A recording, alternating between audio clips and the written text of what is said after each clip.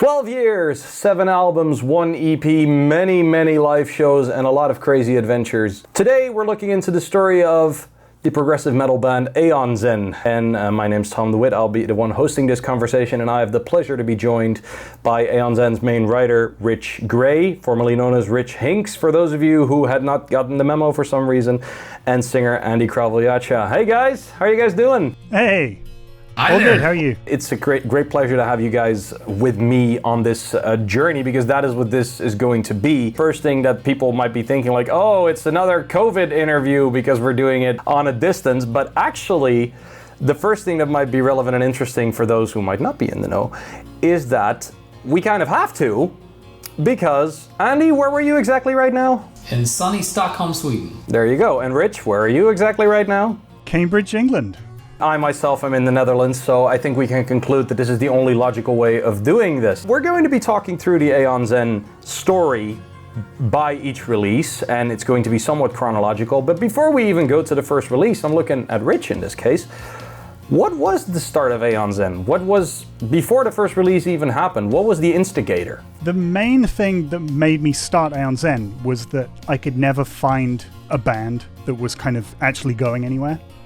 It was always like, before this, I'd join a local band or something like that, and it would fizzle out. You'd have member problems, you'd have disagreements, that sort of thing.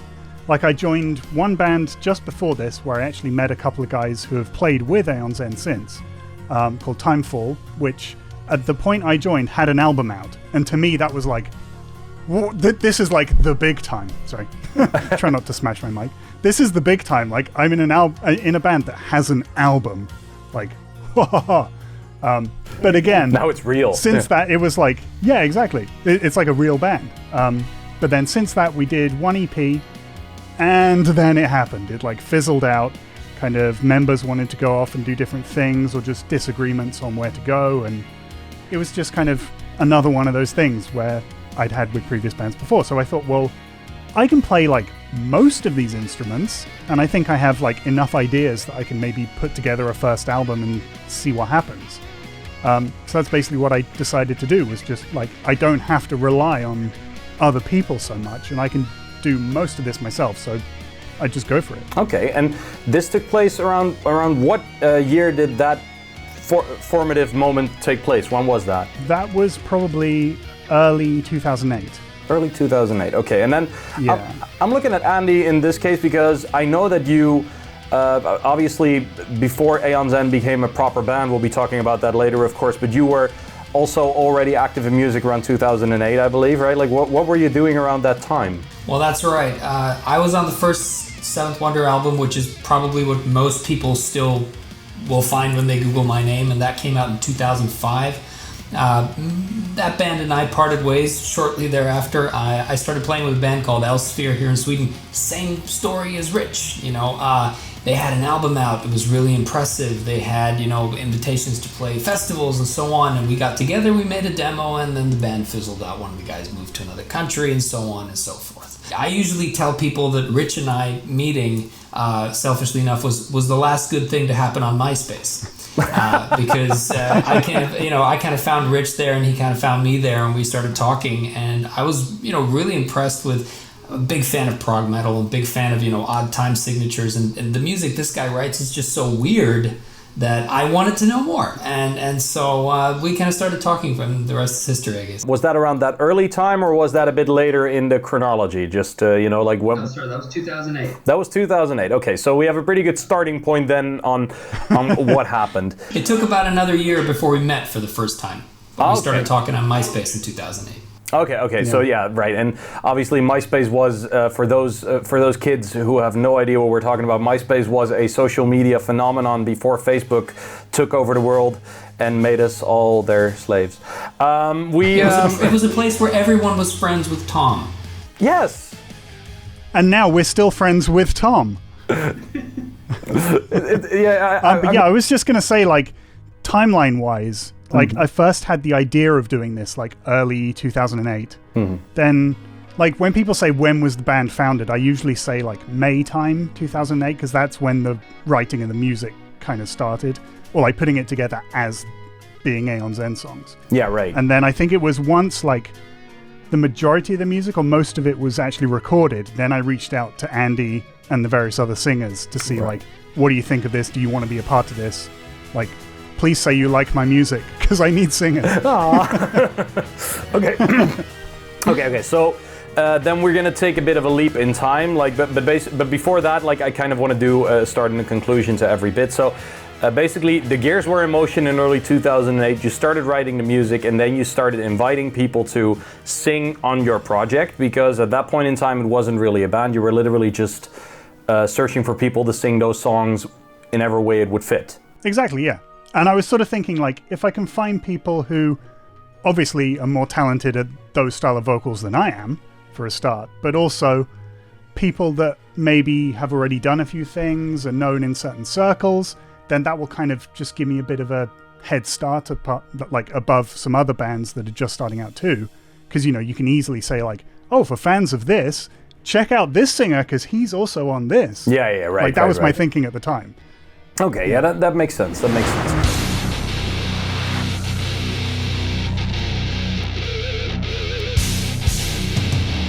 We're now heading into the first album, A Mind's Portrait, 2009. So it's a bit of a jump forward, because that was the year you spent recording, creating this album, etc. And I'm looking at Andy in this case. You sang, how many songs did you sing on this record? Like, what was your contribution? I sang 2 songs on this record. But did you recorded them in Sweden, I take it, or? Yes, I did. It's a funny story, actually, because I was, at the time, I was releasing records with a band called Silent Call here in Sweden, and that was a band where, you know, when you put something on a record, you had to play it live, because, you know, we went out on tour, and then this guy from England comes over and says, would you like to make a supercalifragilistic, you know, prog album that's full of impossible things? And so I filled it with impossible things, you know, because it was a studio project. So I had, you know, voices coming in from the left, from the right. There was 1,000 harmonies and, you know, notes that I could never hope to hit, you know. And so I filled the song Existence, which was the first song I recorded, with all these impossible things. And then about 6 months later, you know, this guy, this Rich Hinks guy, says, you know, well, this is great. We have a show booked. And I'm like... What? But you know, so I did 2 songs full of impossible harmonies and enjoyed it thoroughly. I can get Plus, that. Okay. also then playing live, trying to replicate other singers, hitting other impossible notes. That's right. So the show took place in around 2009 as well, then, Rich, or how did that work? Was that around the same time I frame? think it was early 2010. Okay. If I remember correctly.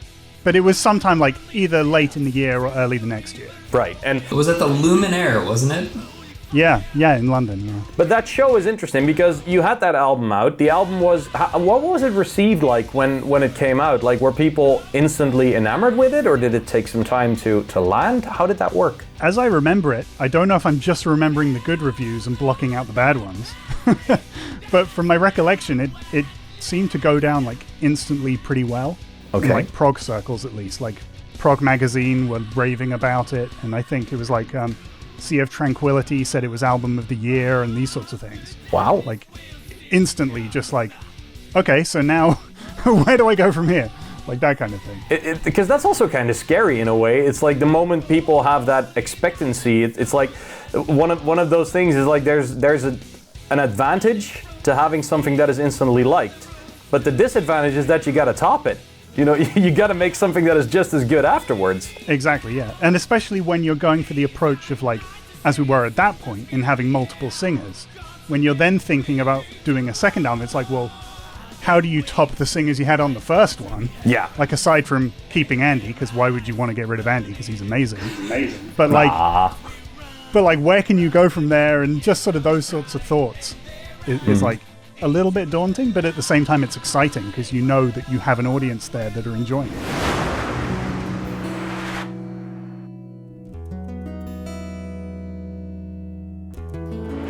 So the Luminaire show took place in early 2010. When did that album come out? That was October 2010. I take it that you guys were already working on that record around the time you also did the live show, right? Yeah, like quite a lot of these songs were written either at the same time as the first album or even like ideas that I had before the band was even an idea. Yeah, right. So it's like that kind of thing of where a band's fine for maybe their first 2 or 3 albums because, you know, you've got material in the vault that you can pull from. So like lots of these songs were that kind of thing, and then maybe a handful of the other ones were written sort of there and then to sort of make the album into a proper album. What was it like to work on this record? I'm also looking at Andy in this case. Like, did it feel different now that you've also done the live show, etc.? What was that like? To me, it definitely kind of was the same experience, because I also sang 2 songs on this album. Definitely, the exposure, the material, the quality of the mix, you could tell, things were heading in the right direction. There was a budget. The names were good. The guest artists were amazing. This time around as well. So I definitely kind of thought like this is another great like evolutionary step in a great direction. So I was very happy to come back for a second one. Also, we now knew that it was possible to do it live, which was great. I can imagine that weirdly enough also gives a bit of a boost of confidence. Like when you're doing this the first time, it's could also be weirdly like, it's just a studio thing, whatever, and then you're doing it live and it's scary. But when you've done it, it's like, we can do crazy shit. We can do this live now. Yes. Yeah. Yes. Well, because that's like you were saying before, Andy, like with the first album, you felt like you could do all these crazy things and impossible notes and harmonies you could never replicate. The fact that we then went and did those songs live, like maybe for better or worse sometimes, but we managed to pull them off and we got through them. So then I think maybe did that give you some confidence to say for the next one, well, I can still do this. I don't have to tone things down. Yeah, I would say so. I definitely grew a lot as a singer, and that's part of what I like to do is throw myself into unfamiliar territory, and just like take risks and believe in impossible things. And I think it makes you grow as a person and as an artist as well. And I was very grateful for you giving me the opportunity to do just that. That was awesome. Rich, from a songwriter's perspective, you said that you were kind of delving from an archive in a way, which makes sense. It's like you always hear that story, like you have 10 years to make your debut record and then you have 2 months to make the next one. That's kind of what it feels like. But in a way, I can also imagine that because of the experience that you got with Mind's Portrait, then making The Face of the Unknown would also be somewhat different, wouldn't it? It was a lot quicker in that sense, but because lots of the ideas were there, it was kind of still already developed to a certain point. As I said, like there were a few songs that just happened there and then. Right. Maybe they start with a vocal idea or a guitar riff or something. Because at that point, I was writing all the lyrics and the vocal melodies as well, and then sending them to people like Andy, who would then add anything and everything, as I would always hope. And yeah, that's kind of just how it worked. Pretty similar to the first album, just sort of more, if that makes sense. We're not directly heading into Enigma because I believe it was around 2011 that a pretty big thing happened for you guys, because you said you played live shows, but it was around that time that you guys got a pretty big tour offer, right? That happened around that time. Yeah, so I think at that point we'd done, I don't remember how many shows, like 3-4 shows maybe before this, and then we'd become friendly with the management of Devin Townsend, and we were just talking to them, not even necessarily about a tour, but like because his management also run like merchandise companies and this sort of thing. We were just talking like, well, can we sort out something between us? And then he just sort of said, well, we don't have a support band for this tour yet, so maybe like if you're interested, let me think. So yeah, it's basically how it came about. It was quite simple. Like we weren't particularly like fishing for any tours at that point, but it just sort of culminated to that point where it just like everything tied together and it just happened basically. And how much time did you have to prepare for that though? We had a few months at least, I think. Like we knew with a good amount of time. Okay. So we were able to sort of rehearse everything separately, and then we did some rehearsals together. Because of course that tour was also where we first met with Vadim Pruzhinov, who was with Dragon Force at the time.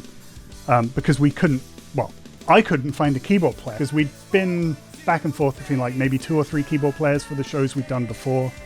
And I was just really struggling. And it was actually through, I think it was a contact at Prog Magazine, suggested, well, I can try getting you in touch with Vadim and see if he'd be interested. And amazingly, he was. So that meant that we actually had a band that could go and do this. And Andy, how was that for you? Because you did play shows with other bands, and you'd obviously been on stage around that. Was it the first time you were doing a tour like this, or did you have tours before that? Oh, I had some limited tour experience with other bands before. This was the largest tour I ever did, because I think we did 23 shows or something like that in a little less than a month. So it was a relatively large European tour. But I had been on tours before, and I kind of knew what I was getting into, which kind of made me all the more willing to say yes, because it's an incredible adventure, especially when you're young, you don't have children, you're not tied down to anything. Tours are the best thing in the world. So I was very happy to go along. And I think having the experience of Andy playing more shows and tours than I had previously, and of course Vadim coming in, who has done like countless shows and tours, like I think that kind of helped me have enough confidence to do it well as well. So it's not like everyone is just going in completely like fresh-faced with no idea how it's going to work. Fun fact for those viewers at home, I was actually in the audience in Utrecht when they played with Devin, and I remember seeing you guys, and just because I had not heard a note of your music before I saw that show, and I was mostly just pleasantly surprised by how hyper the whole show was, because you guys were all just bouncing around the stage like, yay! It was like one big yay that came off the stage. Well, this is the thing that happens when you get two power metal guys into your band. So Dean from Dragon Force and me having played in power metal bands before, you get this energy going. But I can imagine that also from the perspective of, and in this case I'm also looking at you, Rich, from a career perspective. You got 2 albums out that were received relatively well. And of course you did some shows, but I can also imagine that this is like a baptism of fire in a way, like, okay, now you're proving it's real. I don't think it did so much in the moment, but maybe looking back, I can kind of see that. Because it's sort of like, if that tour goes well and you get received well, you get good reviews, then that kind of legitimizes what you're doing. Yeah. Whereas if you then flop, then it's kind of like, oh, okay, it's a studio band. They can't actually play. That kind of thing. Especially with, at that point, having guest vocalists, and then going and playing live and having one, like that's a big change for people. And the fact that it still went down well, I think that showed sort of how the music can translate to actually like working live and actually being somewhat more legitimate, maybe. Yeah, well, that's actually an interesting point looking at Andy here in this case. Like, was there ever a moment that you felt like, oh, I have to do this now, and this is a tour now, and now there's so many people watching this. Like, was there ever a moment that you felt self-conscious about that, or was it really just a gung-ho thing and you dove in and you did it? No, I loved it. I loved every minute of that tour. That was amazing, So a couple of years later, I had a bit of a confidence-busting experience during a festival where my voice basically gave out on me, and that shook my confidence for a good while after that. But this was before that time. This was during the happy times when I just thought my voice worked all the time. So I didn't even, particularly take care of myself or anything. I just went out there and did it and had a blast. So that was a great tour in that respect. Okay, fair enough. Carefree days. Yeah, it's like don't worry, be happy, and just go hard. But then also along those lines, like you were saying about how we were so like bouncy and all over the place, like that was something that I also really wanted to like get across, is like lots of times you see prog and technical bands and they're like noodling down, head in their fretboards, and they look like they couldn't really care less about if there's an audience or not, or like they don't look like they're enjoying themselves, or maybe even scared. That was sometimes. Yeah. Well, exactly. Yeah. But which, I mean, it can be intimidating trying to play that sort of music in front of people. Yep. But like I think that's something that really helped, like especially with Andy being in the band and where we've gone since, like the energy that he has, I think that matches the energy that I had. And then of course like Vadim and Matt and Steve, who were with us then as well, like it all just kind of gelled, and I think everyone sort of portrayed that energy on stage, and it just kind of worked.